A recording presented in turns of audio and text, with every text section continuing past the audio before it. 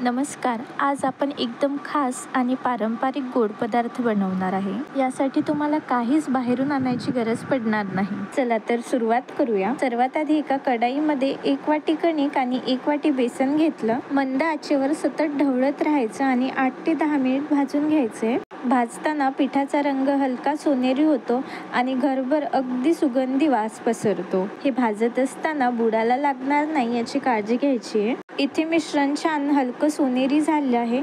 छान सुगंधही पसरला आहे.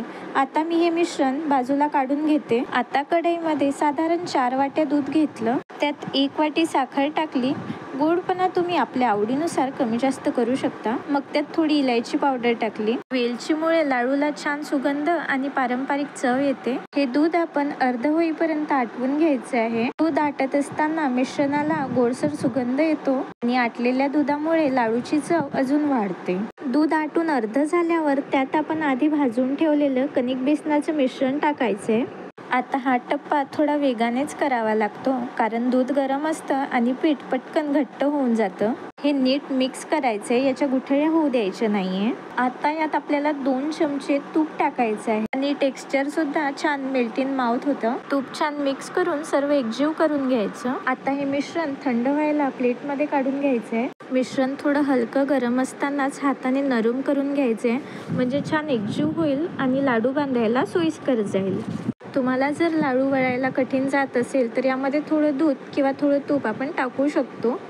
हलकं कोमट असतानाच मी हाताला थोडं दूध लावून हे सर्व मळून घेतलं. एक गोळा बनवून घेतला. हे लाडू आपल्याला घरात सणासुदीला किंवा अगदी रोज जेवणानंतर गोड खायची इच्छा झाली तरीही बनवता येतील. आता छोटे छोटे गोळे घेऊन सुंदर गोलसर लाडू वळून घेतले आणि वरून पिस्ताचे काप लावले. सजावट केल्यामुळे दिसायला आकर्षक वाटतात आणि खायला अजून जास्त मजा येते. आणि इथे तयार झाले आपले कणिक बेसनाचे लाडू. हे लाडू तुम्ही गणपती, दसरा, दिवाळी अशा सणासुदीच्या दिवशी नक्की करून बघा. पण खरं सांगायचं तर सणासुदीची वाट बघायची गरजच नाही. घरात गोड खायची इच्छा झाली की लगेच ही झटपट रेसिपी करून बघा.